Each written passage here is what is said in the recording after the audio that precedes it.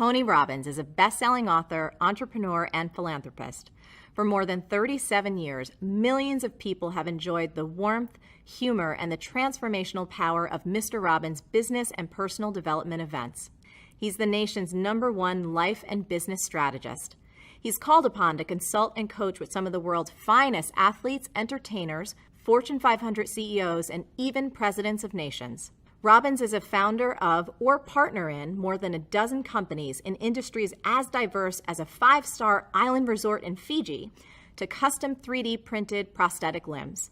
Through the Anthony Robbins Foundation and his matching funds, Tony feeds 4 million people per year in 56 countries.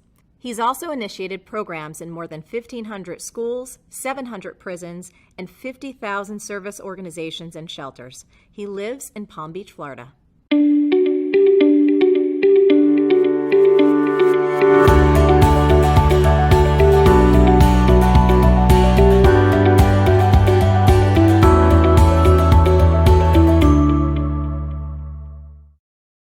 Tony, it is so amazing to have you here. Thank you so much for making the time. Thanks for having me. So I think I told you this way back when you interviewed me for the New Money Masters. You know, I just want to thank you from the bottom of my heart. When I was in my early 20s, I went to Unleash the Power Within. Yes. And you made such an impact on me, and it's influenced everything I've done personally and everything in my business. And I just want you to hear like who you are, what you do, how you serve. It makes such a huge difference, and it means the world to me to have you here today. Oh, that is so sweet of you. So thank you for that. Let's get started, because one of the things I admire so much about you is your energy and your passion and your stamina. I mean, you've been doing this for over 3 decades, and I know everybody watching Actually getting closer to 4. which is awesome. It's so incredible. Yeah. And one of the things that I so admire is I feel like you keep getting better. You keep doing more. You keep serving on a higher level. And from a personal, just stamina standpoint, tell us a little bit about what you do every day. What are your habits? How do you keep yourself at this high level of service? Well, I think there's the physical side of it, which, I do the equivalent of an ultra marathon every weekend. I do 52 hours. On the last day, I did 26.5 miles. The previous day, 22 miles. So just the physical side, you have to be in incredible shape. And I'm in better shape physically today, both my endurance, my muscular strength, and so forth, than when I was 25, which is wonderful.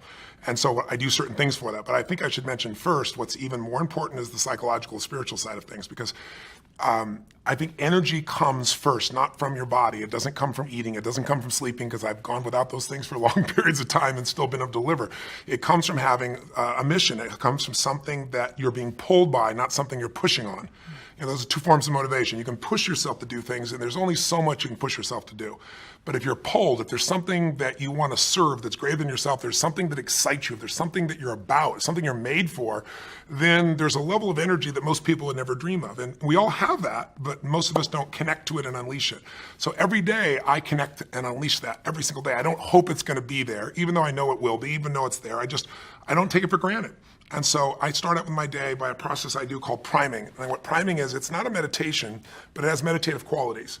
And what I do is I sit down. First thing I do in the morning, I go and I jump in a hot tub or a hot water type of experience, and then I go to a freezing water. All my homes, I'm fortunate enough to have multiple homes, that I go, one of them I have a river I get to jump in. You've been there. Yeah. There are other places I have these cold plunges. And I do that to train my nervous system to go from 0 to 60 like that. Every muscle, every nerve in your body, every organ gets, when you hit 57-degree water, it hits. And so it's just my mental discipline. Then the second thing I do is I prime. And priming is I sit down and I do a minimum of 10 minutes, because my mindset is, if you don't have 10 minutes, you don't have a life. Right. So there's no excuse. So every day, sit down, and what do? I do 3.5 minutes where I do an explosive breathing pattern, a pattern that changes my biochemistry. And after I've done that, 30 of these intense breaths 3 times, I close my eyes and I'm kind of in an altered state, and I focus first for 3.5 minutes on just everything in my life, at least 3 things that I'm really, truly grateful for. And I don't do that in a hokey way. I don't do it in a mental way. I step into my body and feel it, and I make sure at least one of those things is something really simple. The wind against my skin, the look on my son's eyes or daughter's eyes, something that is just very fundamental, but I cultivate that feeling of gratitude, of appreciation for those feelings. And I do it for 3.5 minutes. Then I do 3.5 minutes where I do this process of focusing on healing, strengthening, and serving. And I I start in a circle, starting with myself, and then I go through all the people in my life and associates, and I just send love to them. Again, it may sound corny, but to me, it's a part of what I'm here for, and it's a part of cultivating that energy, that healing and strength energy, and strengthening my passion, my appreciation, my insights, my capacity, my endurance. And then I do the last 3 minutes are what I call 3 to Thrive, which is what is it that I really want to make happen? And sometimes I do that over what I'm going to do for the next 6 months or month, and sometimes it's today. I shake it up. But I see and feel and own that those things are done. And that starts, pretty much my day between those 2 items. And, then I have my workouts and things that I do of that nature. Yeah. And how about eating wise? Has that changed for you a lot over the years? It's pretty simplistic. I'm very simple. I eat salad and I have some protein. I have fish or I'll have turkey bacon. I don't eat red meat or chicken, but those are the things that I have usually in the morning, and my afternoon, evening meals are pretty simple as well. But, before I met my wife, Sage, she's been the greatest gift of my life. When we first met, she's a phlebotomist and a nutritionist and acupuncturist, so I thought this is going to be the easiest thing in the world. And I'll never forget, we went on this date and she had a wheatgrass juice, and I was like, wow, this is going to be so easy, man. This is awesome. And then she ordered a hot fudge sundae, and I was like, what in the hell are you doing? And she goes, eating, you bastard. I should give some term around bastard that I was like too rules driven. And so she had this whole thing, you zig and then you zag. So I do that with her now. I do enjoy other aspects of life, but when I first met her, I noticed she zigged a lot more than she zagged, or the other way around, on which one it was. But it's been a nice balance in my life. So I enjoy food and things of that nature.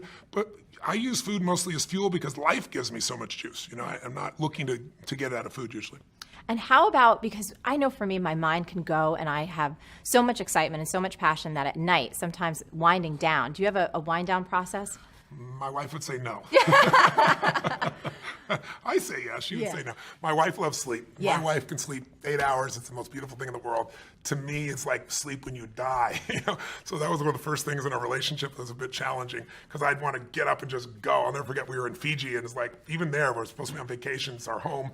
I'd jump up at 6 a.m, and she's like, where the hell are you going? I go, start my day, run up the mountain, do it. She goes, get in bed. I'll show you how to start your day. It's like, okay, now that's a better way to start my day. Totally. But now what I've done is I get in bed with her, because she's a lady. If you get up in the middle of the night, where are you going? China. Where do you think I'm going? It's 3 a.m. I'm going to the bathroom, So I've learned to get my work done in bed beside her, and then she goes to sleep.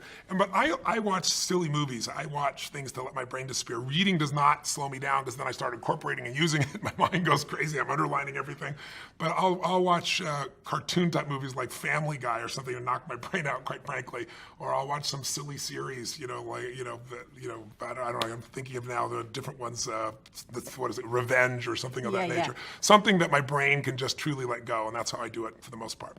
Awesome. So, you've worked with presidents. You worked with people like Serena Williams and, one of the greatest investors in the world, Paul Tudor Jones.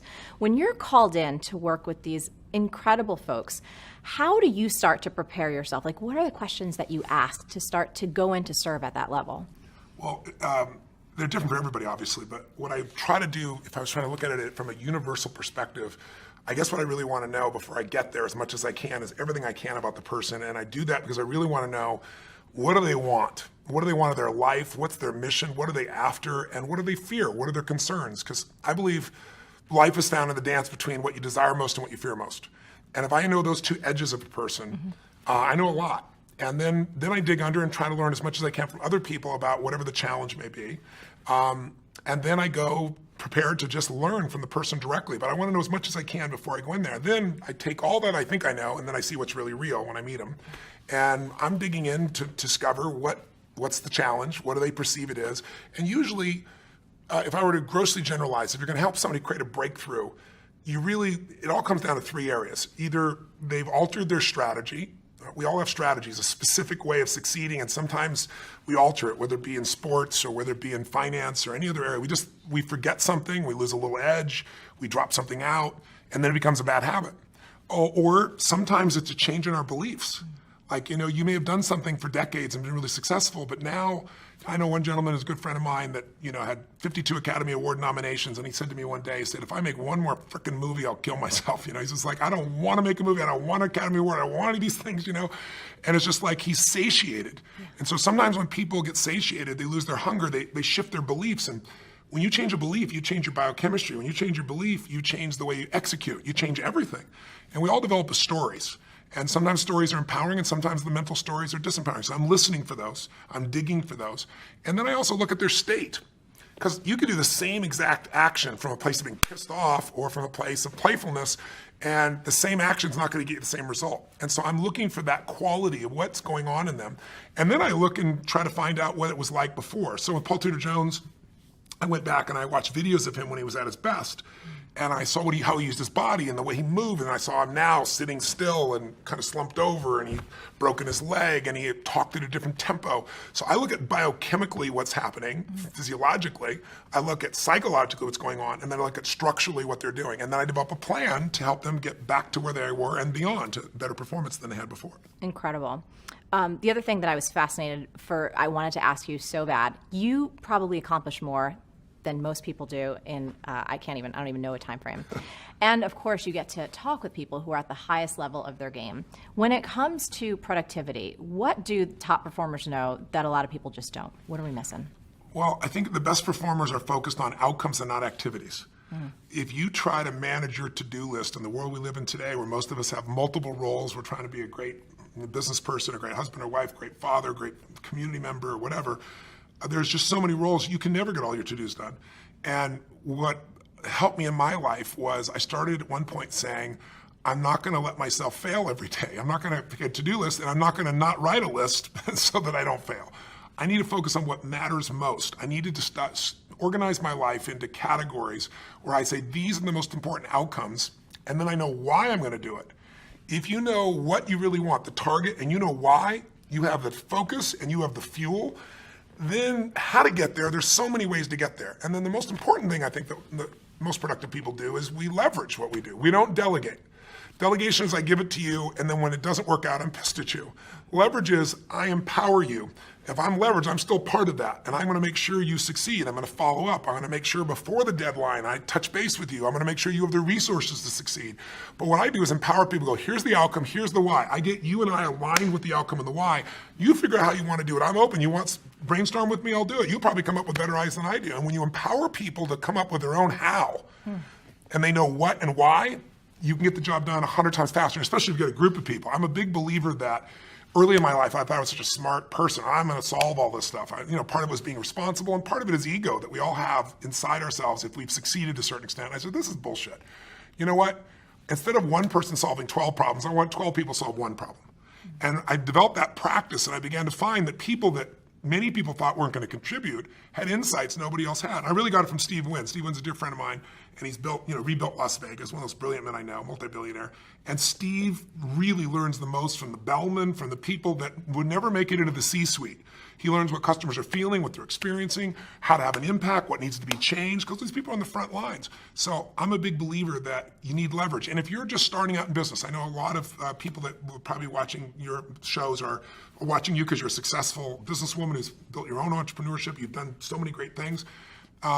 I think in the very beginning, the hard thing is you think you can only do it yourself, and then there's only so many hours, and you've got kids and family and friends, and how do I do it all? The answer is you hire someone. You trade with someone. You trade them for 2 hours. That's what I did in the beginning. Because I'll never forget, I was just really young in my career, very in the early days, and I was running to get to the dry cleaners so I could get my only 2 suits. Because if I didn't get them, then the place closes, then I can't get on the plane, and running to the airport, sweating like crazy. I'm a sweater anyway. Right? It's like sweating like this, trying to get in the door, and it's like, what is wrong with this picture? I could be doing something that's so productive, and I'm standing in line at the dry cleaning place, and it's just nuts. And so I was really young. I was like 17, 18, 19, I don't know what it was. And I said, I'm going to hire somebody. 2 hours a day, that's what I had to start with. And it was 4 hours.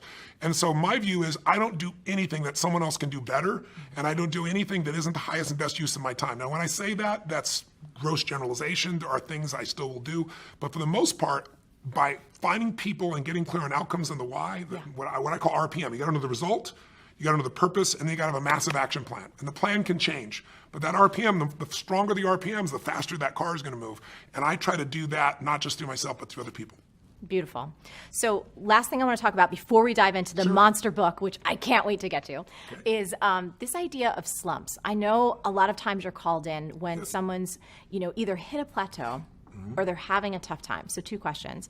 A lot of folks that write in, they'll ask me questions or they'll just comment on the blog and they find themselves in a tough spot. Maybe they've experienced a certain level of success. And like you said with your friend, Peter, it's just like, I don't want this anymore. I don't know what I want next. Any common patterns or things that you can share about slumps and how we can support ourselves to get out of them? Well, most people hit plateaus, and the most important thing when you hit a plateau is not to be pissed off and stressed out about it, because stress won't make it better. It's also not to take it lightly and go, oh my God, this doesn't matter. It's that delicate balance where you say, okay, how do I get from where I am to where I really want to be? And if you don't put the emotional charge on it, it's easier, but that's easier to say and harder to do. The pattern I see in slumps, whether it be an athlete or a financial trader or an actor or any of that nature, is number one thing that causes a slump usually is you get too comfortable. When you start doing something and you're really successful, a lot of people lose their hunger. And if you ask me what is the single most important element of any human being that separates their level of success from the rest of the world, it's hunger. It isn't intelligence, as valuable as that is. There are people that are incredibly intelligent, can't fight their way out of a paper bag. You show me somebody who's not only hungry but doesn't lose their hunger, they will dominate everything. And you see that in the greatest sports stars, the greatest entertainers, the ones that they're insatiable. And because of that, you like being around them because there's this energy about them, this passion about them, and very few people maintain that. And you lose your hunger, you go into a slump. You get overconfident.